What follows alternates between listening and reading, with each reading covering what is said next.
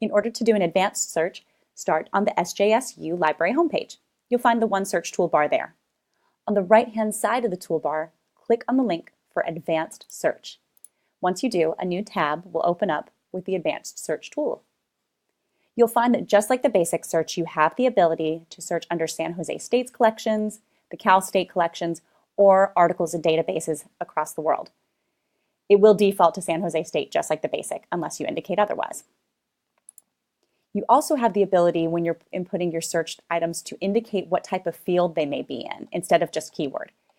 If you leave it at any field, it will search for titles, subject, etc. I want to specifically search about meerkats.